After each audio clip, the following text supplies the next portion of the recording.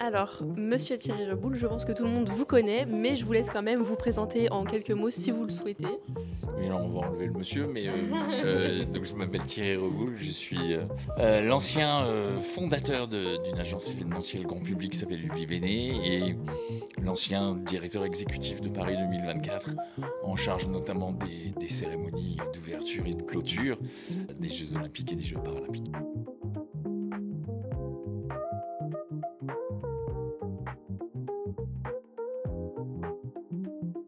D'accord, merci beaucoup pour votre temps.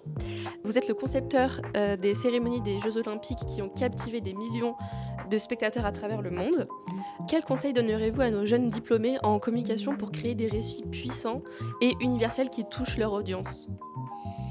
Ben, écoutez, déjà, d'avoir de l'ambition et pour reprendre votre question, l'audience d'une cérémonie d'ouverture, c'est 1,5 milliard de personnes.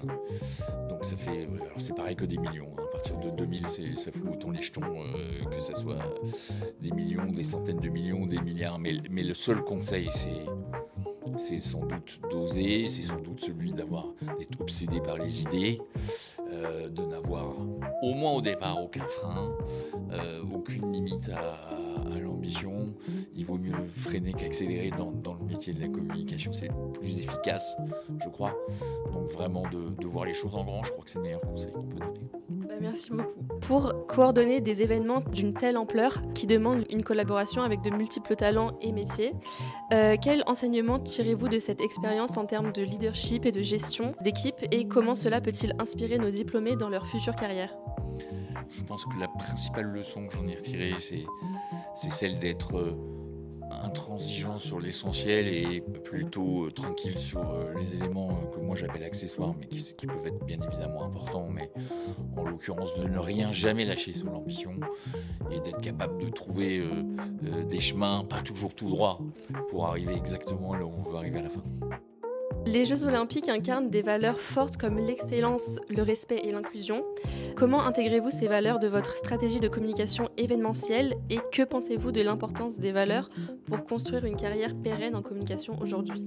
Enfin, je pense que c'est essentiel, les valeurs, tout court, dans une carrière et dans une vie.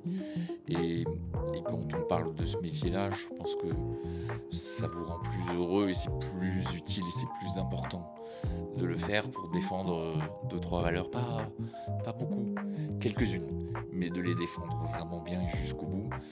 Vous parliez de diversité, c'est par exemple certainement une des valeurs du combat moderne. On voit que c'est pas gagné et on voit que c'est encore tous les jours, contrairement à ce qu'on peut penser, où on a de temps en temps l'impression qu'il y a des acquis qui se sont créés. On se rend compte que non, jamais rien n'est acquis. Donc oui, se battre sur des valeurs aussi essentielles que celle-ci, c'est clé, je crois. C'est vrai. Et aujourd'hui, vous êtes le parrain de la cérémonie de remise des diplômes des étudiants titulaires des MBA ISCOM. Cette cérémonie célèbre les réussites et l'avenir des jeunes talents en communication.